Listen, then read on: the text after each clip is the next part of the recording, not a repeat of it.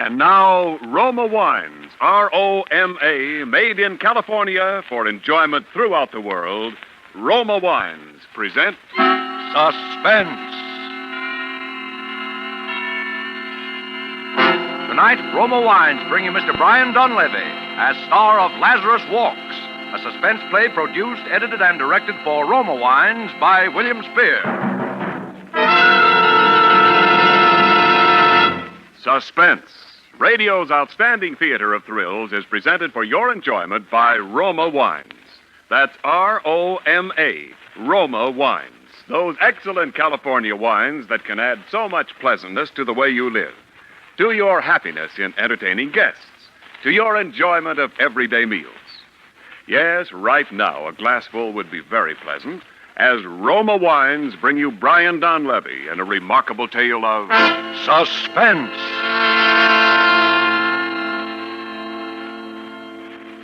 This is the truth. Do you understand? The truth. It must be the truth. It has to be.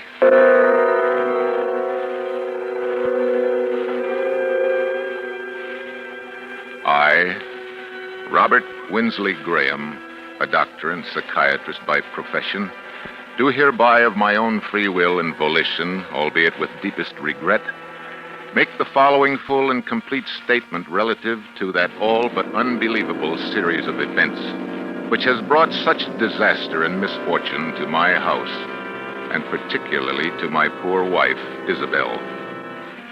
It had its beginning, properly speaking, some 2 months ago, to be exact, on the evening of August 25th. We were in the drawing room, Isabel at the piano practicing, as she said, her Aunt Jane and I on opposite sides.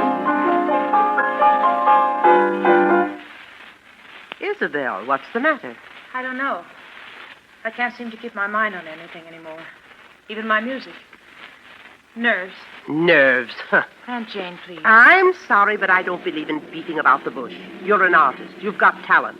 There's no sense in your trying to subordinate yourself to somebody else. Aunt Jane, that's enough. I'm not subordinating myself to anyone. Really, Aunt Jane, you mustn't interfere, you know. Robert doesn't want me to go back on the stage. Oh, darling, it isn't that I don't want you to go back. I'm proud of you. You know that. It's only because I know that going back to a professional career at your present mental condition could be terribly harmful. Yes, I know, Robert. I know you're right. After all, I am a doctor. It's my business to know these things. I'll get it probably in the hospital. Hello. Yes, this is Dr. Graham. Who? Oh, yes. Yes, why, of course. When would you like to see me? All right, fine. No trouble at all. Very well, I'll be expecting you. Goodbye. Isabel, good heavens, who do you suppose that was? Who? Roger Holcomb. Do you remember the case? Roger Holcomb. Roger Holcomb? I remember it. Of course you do. The fellow who was brought back from the dead, as the newspapers put it, about a year ago. Oh, yes. You know, he really was dead for 4 full minutes, as far as medical science was concerned. And then Bates brought him around. It was a 9-days wonder at the time. What does he want to see you about? I don't know. Something to do with his experience, obviously. Oh. He was in a terribly agitated state, poor fellow. He'd been walking up and down in front of the house for an hour, trying to get up courage to ring the bell. Finally, he phoned from the corner drugstore. Oh, the poor man. Why in the world would he do that? Anxiety neurosis. They hounded him in the most shocking way when he got out of the hospital. You know, preachers and spiritualists and movie agents and just plain fakers.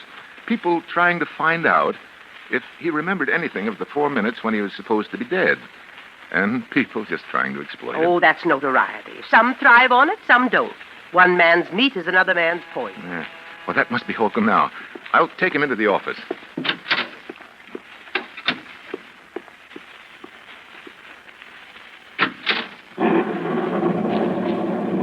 Dr. Graham? Yes.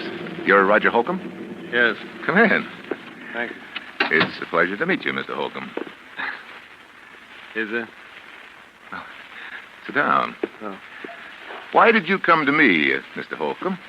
Well, I was told that you specialized in strange cases. Things that other men can't explain. Yes, that's true in a way. You know what happened when I got out of the hospital? How they followed me and questioned me, hounded me day and night, trying to find out if I remembered anything, if I'd experienced anything beyond the grave. Yes, I remember that. And then you remember that my answer was always the same, that I remembered nothing, that I knew nothing. Well, I was wrong. Oh? What did you experience during those 4 minutes? I don't know. But it must have been something. Something I don't even dare to think about. How do you know this? Well, it happened the first time on a boat trip, which I'd taken to recover my health. I found myself chatting with a woman who was seated at my table in the dining salon. She found occasion, as such women often will, to mention her age. She said, "After all, I'm not yet 40. And then it happened. What happened? From somewhere came crashing into my mind the certain knowledge of the exact day and year of that woman's birth. And with it, a compulsion to speak out, a compulsion which I could no more have resisted than I could have resisted breathing. I said, "Madam, you were born in May, weren't you? May 30th? And then I added the date, the year 1900. She was well over 40. She'd lied to me. It's an innocent enough thing, but I had known the truth and been forced to speak it. And I have been ever since." Wow. And this condition has existed only since your... Since my 4 minutes beyond the grave, yes. It's as though... Well, this will sound... It's as though, in that brief time, I had glimpsed eternity, that I'd seen revealed all truth of all the ages. Now, I know that sounds foolish, but... This is most amazing. Well, tell me, you have a family and friends who are understanding. Oh, for heaven's sake, Doctor, don't you understand what this has done to me? Yes, I had a family, friends, a girl I was going to marry. Today I'm an outcast, a pariah. I'm shunned, feared. It's hated. Mr. Holcomb, I believe that this condition is very real to you, causes you very real anguish, and I want to help you. Do you think you can? I am confident that I can. Do you suppose you could arrange to stay with me here at my home for a matter of weeks or months, if necessary? Oh, I'd do anything in the world to be a normal man again. Well, you'll have your own quarters. You'll be quite comfortable, I assure you. Well, I'm sure it's a lovely house, what I've seen of it. And... Yes, I'm rather lucky.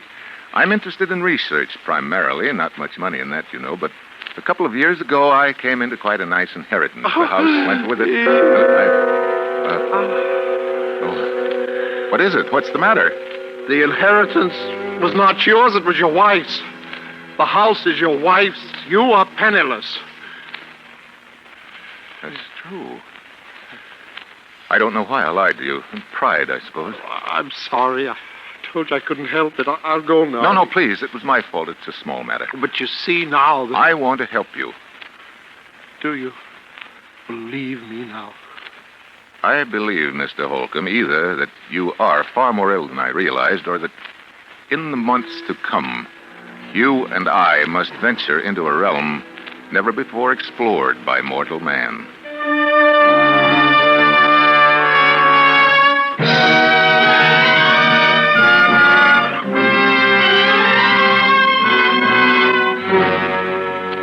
For Suspense, Roma Wines are bringing you Brian Dunleavy in Lazarus Walks, a radio play by Robert L. Richards from a story by J. Marion Speed. Roma Wines' presentation tonight in radio's outstanding theater of thrills, Suspense.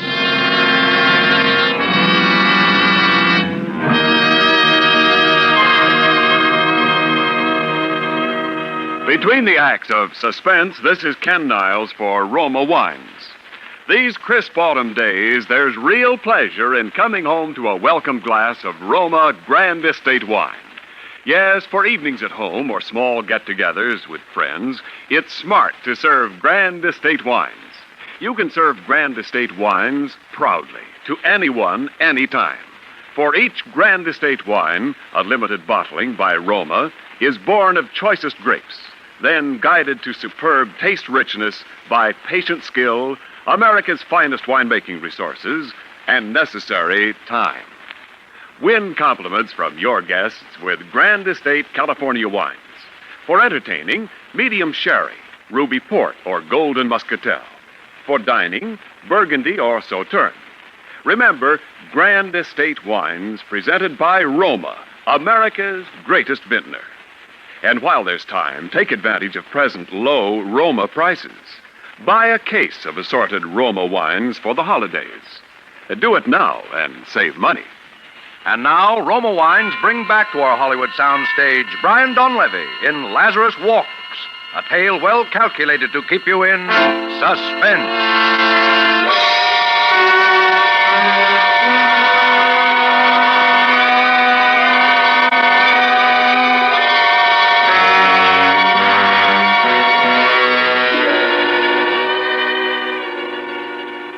It was utterly fantastic, and yet it was true.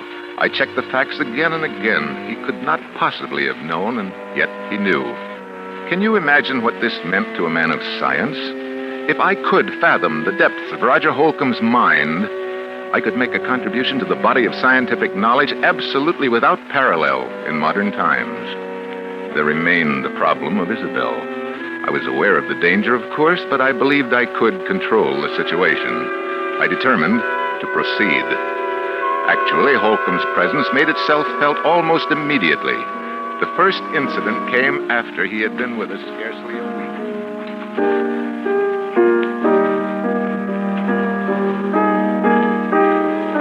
Isabel, please stop that playing and listen to me. Aunt Jane, you know Robert has said I mustn't talk about it. That's bad for me. I don't care what Robert says. I've been sick, that's all. He's made you sick. That's ridiculous. Maybe it's just that he's afraid of losing you. Maybe he's even afraid of losing your money. But I'm absolutely convinced that whether he's meant it or not, he's made you believe there's something the matter with you that isn't. Aunt Jane, I simply forbid you to talk this way. Isabel, do something before it's too late. Do? What? Get away, leave him, divorce him, anything. Aunt Jane, you don't know what you're saying. Oh, I hope we're not interrupting. Of course not, darling. Hello, Roger. Hello, Isabel. Mrs. Parton. Good afternoon. How are you feeling, Roger? Well, better, I think. I think it would be better if we didn't discuss our states of mind, Isabel. Oh, yes. Of course. I'm sorry. Well, would you like me to play something for you? You know, I think I'm beginning to get the feel of it again. Really, I do. You're sure we haven't interrupted some conversation? Of course not. We were just discussing how helpful you've been in getting Isabel back to her work again. Roger. No, you are not. You were telling Isabel to divorce her husband. Why? Isabel. I'm sorry. I'm sorry. Roger. Sorry. Roger, come back here. Isabel, is that true? You brought him in here deliberately. Is that true? It doesn't matter. Oh, you've known how I felt for a long time. Yes, I'm afraid I have. Robert, it was all so silly. She didn't mean it. It was just I that she... did mean it. I'm sorry, Isabel, but I've been under this roof too long as it is. Oh, Aunt Jane, you're not leaving us. It's the best, Isabel. Yes, I think it is decidedly best that you go at once.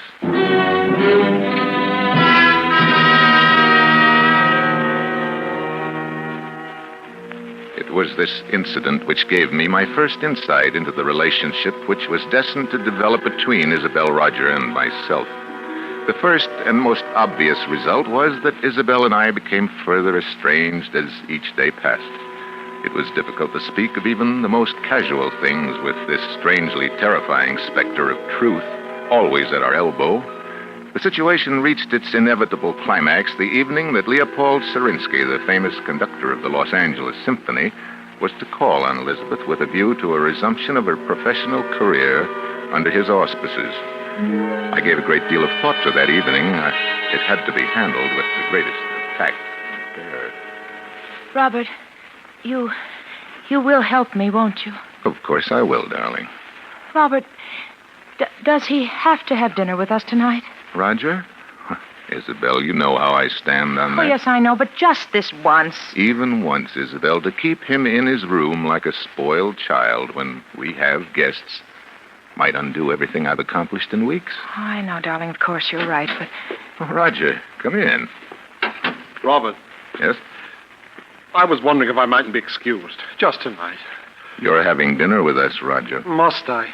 You know you must, Roger, and you know why. Roger, don't you want to meet Mr. Serinsky? He's really a wonderful person. Yes, indeed, I would very much, but... You know, Roger, I made my debut with him in 1934. I did a concert with him every year until... Isabel was very talented. I was. I am. Roger, I'm going to play with him again, you know. He wants me to open the season in November. Can you imagine what it means to me? I'm so glad, Isabel. And Robert has finally given his consent, haven't you, dear? Robert? Robert. I'm sorry. What was it you said, Isabel? I said you'd given your consent to my playing with Serinsky. Isabel, you know I don't want you to think that I'd ever stand in your way. Yes, I know, dear. I'll do the Emperor Concerto, and you'll come to hear me. You do want to, don't you, Roger? Well, Please, Isabel, don't ask me things that I can't... What's the matter? What's the matter with both of you? You act as though you thought I wouldn't be able to appear. As though the whole idea were hopeless or something. Isabel, please. I am going to play. And I'll be better than I ever was. You know I will, don't you? Don't you? Yes, of course, Isabel. You'll play wonderfully. No, Robert, no, that's untrue. You're very certain that Isabel will be prevented from ever playing again by death. Death? Oh, Isabel, forgive me. Death? No, it's not true. Tell me it isn't. Roger, who's going to die? Answer me. Roger, do you hear me? Answer me. Answer me!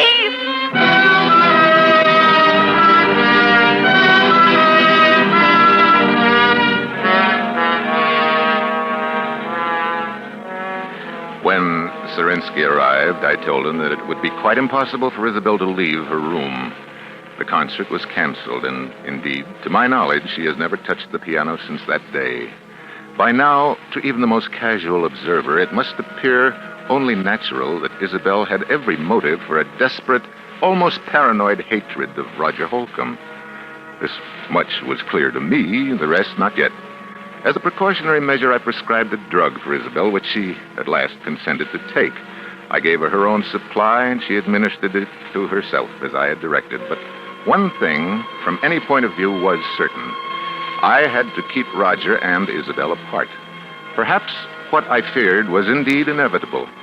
I honestly did not think so at the time.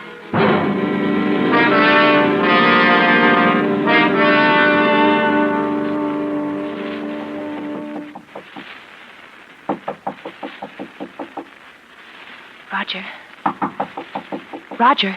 Yeah? It's me, Isabel. What do you want? Let me in, please. No. Please. It's terribly important. Robert said... I know. But he said it would be all right this time. Are you sure? Yes, please. All right. Now, what do you want? I want to talk to you, that's all. What about that's so important? Roger, why don't you ever leave your room anymore? Can't you guess? Do you think I hate you? Oh, Isabel, I don't know what to think anymore. You do, don't you? I warned him. I told him it would happen. Now I'm going mad up here thinking of the anguish I've caused But, you. Roger, I don't... You must believe me. I know what it's been like for you having me here, Roger. Isabel. Roger, you see, for the first time in my life, I think my husband is wrong about something. Wrong? Yes. Don't you see? He's been worried about both of us, and so this distrust has grown up between us. Well, I don't distrust you, Isabel. You've been more wonderful But to me. you're afraid of me. And that amounts to the same thing. And it's bad for both of us. It's hurting both of us. I've often felt I wanted to talk to you, to beg your pardon. Oh, but... Roger, you don't have to do that. We're both sick. But I think if we saw each other sometimes, if we talked the whole thing out, it would help us both. Does Robert think so, too? No. Then he didn't tell you it was all right to see me. No. I lied to you. You what? I lied to you. You lied to me. And it didn't happen. Isabel, don't you see? I am getting well. It didn't happen. I know, Roger. I don't think it does happen anymore, except with Robert. With Robert? But what makes you think I don't that know. Something about the way he acts, the way he is. But Isabel, he is curing me then. Perhaps you shouldn't have No! come. Don't you understand? We must see each other. We must talk. Listen.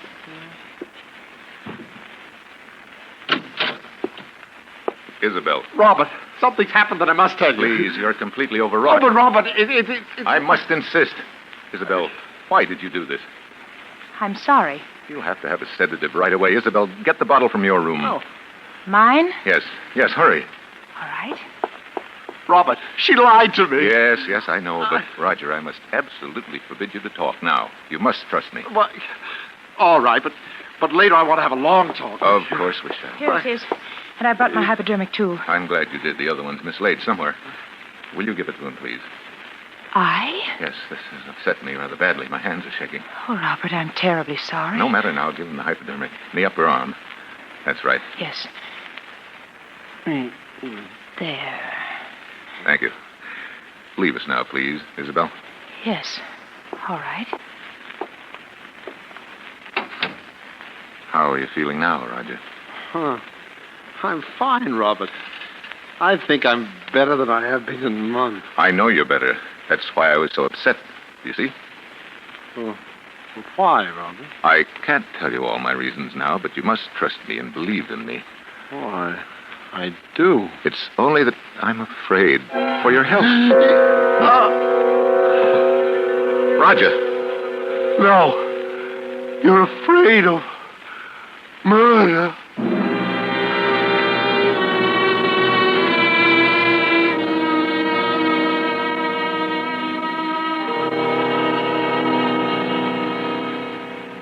It was clear to me now. I knew I must take immediate action. I knew that the most terrible consequences might result if Isabel were alone with Roger Holcomb, even for a moment. For he knew. He said so. There was no other explanation. I thought it through most carefully, and yet no plans are perfect. No man is infallible.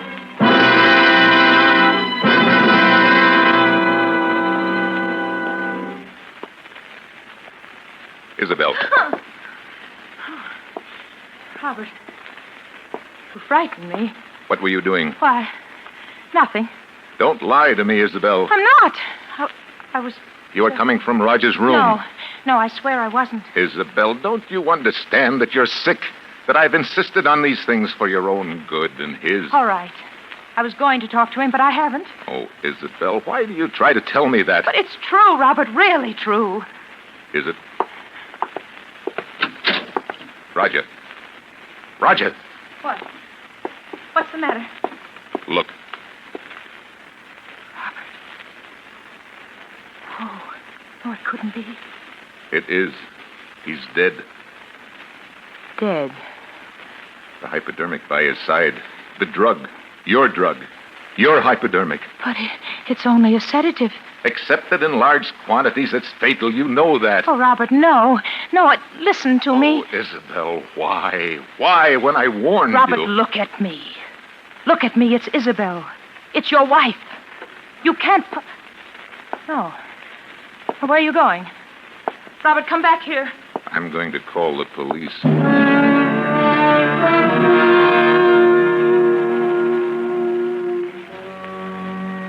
Even though it did not come to me as a shock, even from my point of view as a scientist, it was terrible enough.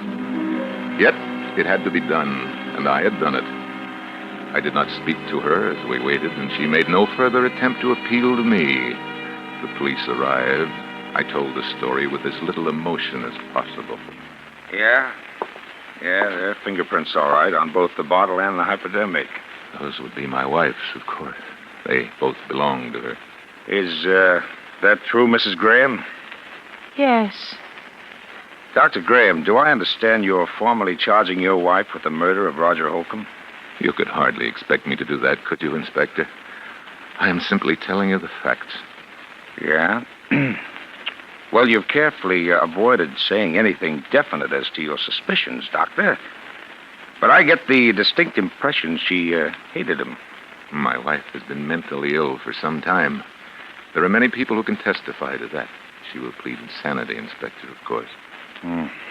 Well, Dr. Graham, I can't tell you how sorry I am, but the things you've told me add up to only one thing, as you yourself obviously recognize. Yes. Your wife, Isabel Graham, murdered Roger Holcomb. What did you say? I said your wife, Isabel Graham, murdered Roger Holcomb. No. I did. What? The truth is, I murdered him.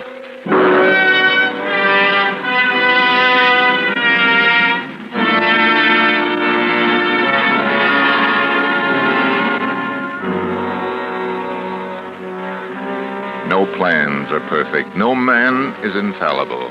Yes, I killed Roger Holcomb, and I had planned to dispose of Isabel for many months. I had never loved her. I had loved only science, and I wanted her money, and Holcomb found it out.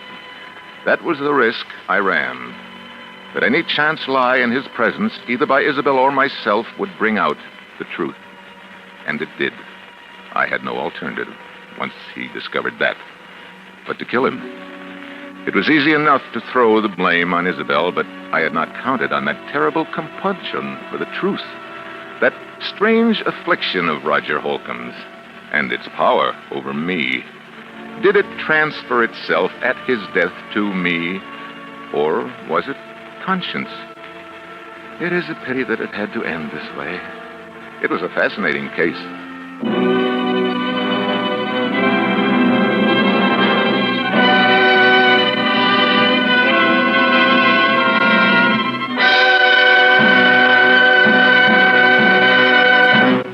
Suspense. Presented by Roma Wines, R-O-M-A, made in California for enjoyment throughout the world. And now this is Ken Niles bringing back to our suspense microphone the star of tonight's play, Brian Donlevy. Well, Brian, we can't give you an Oscar for your outstanding performance tonight, but Roma does want you to enjoy this basket of fine Grand Estate wines. Grand Estate wines. Well, that kind of Oscar has taste at field, Ken. Right you are, Brian. Here in your basket is Grand Estate California Burgundy, and Grand Estate Burgundy at mealtime really makes a difference you can taste. Yes, Grand Estate Burgundy brings out all the taste goodness in juicy roast beef, adds to your enjoyment of a good steak, a brace of sizzling chops, or even simple hamburgers. You're killing me. I'm starved. I never eat before a broadcast. Well, then you'll especially enjoy Grand Estate Burgundy with supper tonight.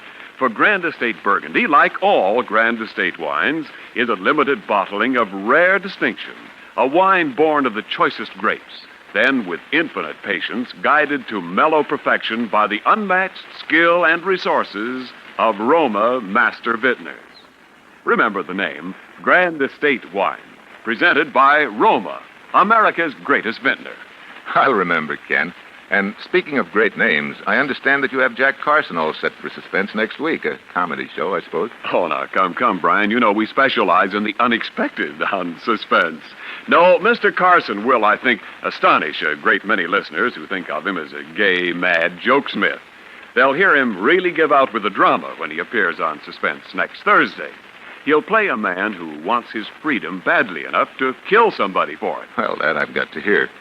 Well, thanks, Ken and Bill and Lud. It's been swell, as usual. Well, thank you again, Brian. And we all think you're great in Paramount's 2 years before the mast. Next Thursday, same time, you will hear Mr. Jack Carson as star of Suspense. Produced and directed by William Spear for the Roma Wine Company of Fresno, California. Stay tuned for the thrilling adventures of the FBI in peace and war, following immediately over most of these stations.